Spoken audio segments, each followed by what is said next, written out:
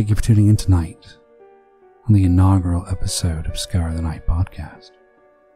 I'm your host, Ari Brewster, and tonight we'll be talking about Llorona and the curse of the weeping women.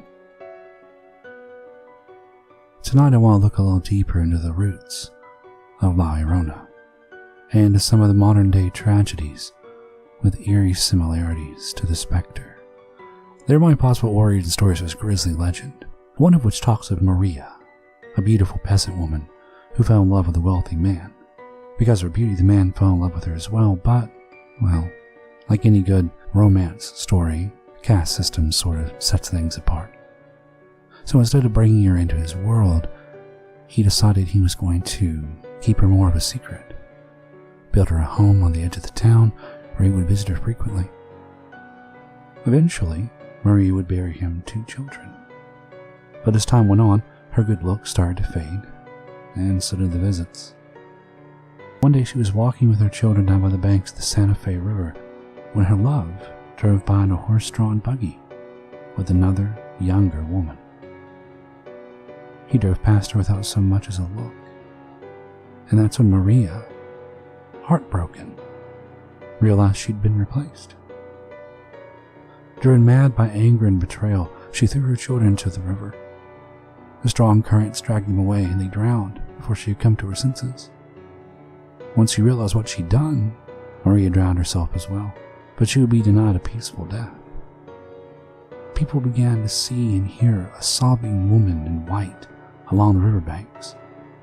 Her cries would be unnaturally loud, and she would scream out for her children. They started calling her Llorona, the weeping woman. Now that paints her in a very tragic light. However, some stories show her as much more of a monster. She was still born poor and beautiful. She wore fancy white gowns to local dance halls, impressed the boys with her body. She loved the attention and the gifts. But her 2 sons back home really put a crimp in her style. Some say she chose to neglect them to the point where they went to the river to play unsupervised and drowned. Other accounts say she took them there by herself to play and ended up filling their pockets with rocks before tossing them in the river. She was then cursed to seek out their souls before she could get into heaven, which is why she wanders the waters crying out for them. Llorona is ingrained deeply in Hispanic folklore. Her story is alive and well in those communities. She stalks the waterways and haunts the nights from Mexico, Texas, Arkansas, California. Some have even seen her as far as Montana. But when you look a little deep and you start to compare it to some of the modern day tragedies, the similarities become striking. Take, for example, Andrea Yates. Andrea Yates had breakfast with her 5 children. Her husband Rusty left for work, and while the kids were eating her cereal, Andrea decided to go run a bath. She filled the tub 3 inches from the top, and then, one at a time, she took her children into the bathroom and drowned them. Not one of them put up a fight except for her 7-year-old son, her oldest. For whatever reason, she had decided to leave her 6-month-old baby in the bathwater, and when the boy saw the body, he ran out of the room. His mother overpowered him and drug him back inside, and because he fought her, she decided not to pose him on the bed with his siblings.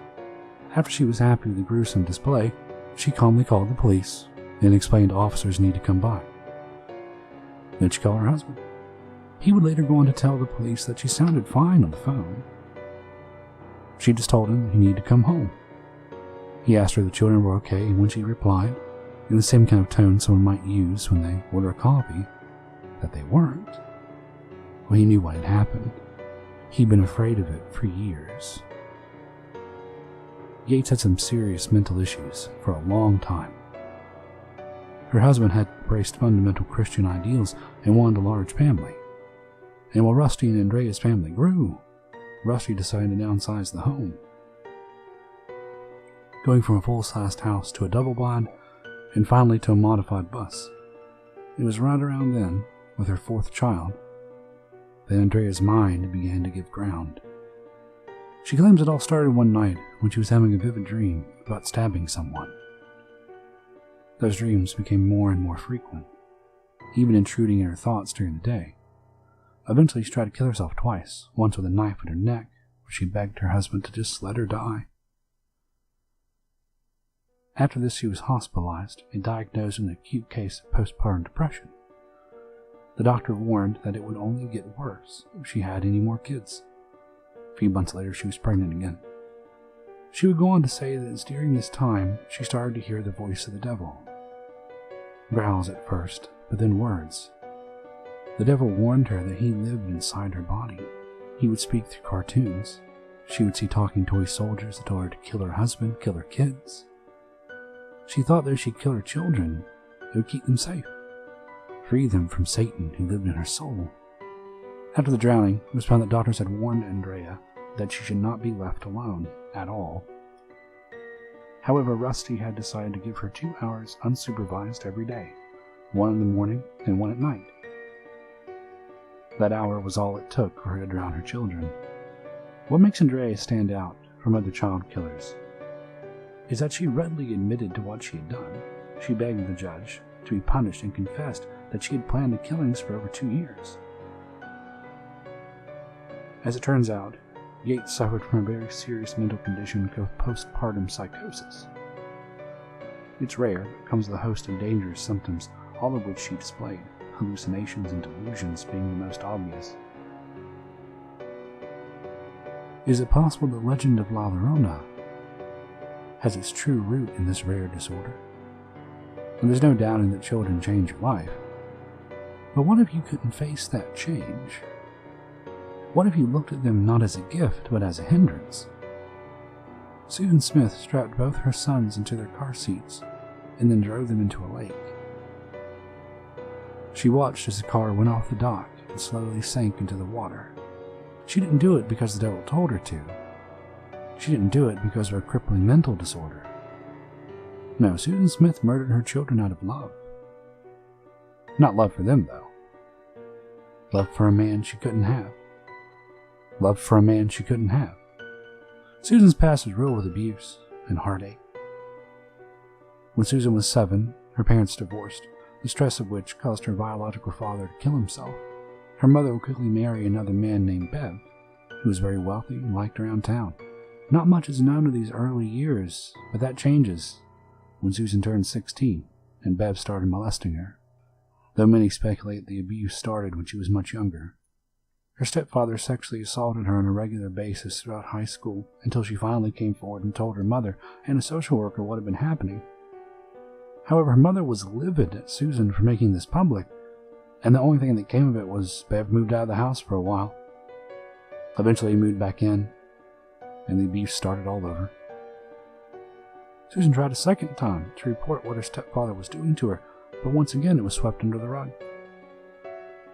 By the time she was in her final year of high school, she was having active sexual affairs with a married member of management at her work, a young guy at the same job, and was still being abused by Bev. Then she got pregnant. This resulted in the married man cutting ties with her, and after Susan had an abortion, she then tried to commit suicide. It was after that, at her lowest point, she got back in touch with an old friend, David Smith. The two married, and while things were rocky at first, they seemed to genuinely love each other. They had a son named Michael, and while she was pregnant, their sex life waned. David decided this really didn't work for him, and they started having an affair. Ultimately, they both agreed that things just weren't going to work and decided to split. This didn't change anything for baby Michael, though, because all accounts show his parents showered him with love, even when they were separated. A separation that didn't last long, either. David and Susan decided to give it another try. At least long enough to bring baby Alexander into the world, enter a new job, and Tom Finley. Susan landed a job as bookkeeper at Conso Products, and it wasn't long before she got the attention of the boss's handsome son, Tom. Tom came from another world compared to what Susan had been used to. Dating him provided her access to the lives of the rich in her town of Union, South Carolina. However, even though Susan had already cemented in her mind that Tom and this new life was hers, Tom had grown worried at Susan's behaviors. Susan was very openly promiscuous, especially around married men. Once at a party with Tom, she had a little too much to drink and started making out with a married man. Tom was very upset by this. and decided to break things off with her in a Dear John letter. The letter itself was full of praise for Susan and didn't even focus much on the kissing incident. It did, however, stress how much Tom didn't want children. Not children of his own, and not someone else's either. Well, Susan flew into a panic. She tried to convince Tom to take her back. She opened up to him about her own sexual abuse at the hands of Bev, the abortion, and when that didn't work, she told him that she had fucked his dad. And if he didn't take her back, well, that might get out. That gamble did not pay off, needless to say, and Tom stressed that he never wanted to see her again. Susan was broken. Her mind went a mile a minute and focused on one thing after the other, and finally settled on one part of that letter. The only part she felt she could control, could fix. Her children. Tom didn't want children. That was it. If she didn't have kids, well, he'd take her back in a heartbeat. So she loaded her boys into the car, drove them down to the John D. Long Lake, made sure they were strapped in, put the car in drive once on the dock, and watched it drive out into the water. She later concocted a story which involved an African-American male carjacking her. She kept it up for around 9 days when her investigators cracked her flimsy tale. Then she tried to use her past of abuse in a defense against what she'd done. While tragic, it in no way swayed the jury. The horror of drowning your own children netted Susan life in prison. The nail in the coffin came from the first-hand reports of the dive team that got them out of the water. They say that little Michael's hand was pressed up against the glass. The jury had to sit there and think, imagine the terror of those two little boys, all alone in the cold dark. Behind bars, she's continued to seek out other sexual affairs. She's even gotten in trouble for engaging in sexual acts with guards and been treated for several STDs. The terror of La Llorona, of the weeping women, is not from their appearance, but from the awful crime they represent. It really doesn't matter what drove these women, and many more, to commit the ultimate sin. What matters is that those innocent lives are gone. Alright, thank you for tuning in. If you enjoyed the show, we do produce a second one over on my Patreon page at patreon.com/aribrewster, which of course feeds into the next section I like to call Bringing Out the Tin Cup. At this point in time, you would probably have heard that little line from The Devil's Carnival, or a penny for a poor beggar man's story. It's copyrighted, and I can't put that in here. But imagine it. It's a hobo clown. That's me, jangling the cup. If you did enjoy the show, and you want to show me a little appreciation, pass the hat, if you will, you can always do that, again, by heading over to our Patreon page, which you do get that bonus episode, not to sway you. Well, I can hear the screams of sellout in the background. But if monthly donations aren't your thing, and you want to pitch me enough for a good cup of coffee, you can always head over to ko-fi.com, that's ko-fi/Ari Brewster. Now our next show will actually be out about Christopher Chase and his strange death. Was he truly killed by the curse of a witch? Or did he scare himself to death? Thank you again for listening. Your support means the world to me.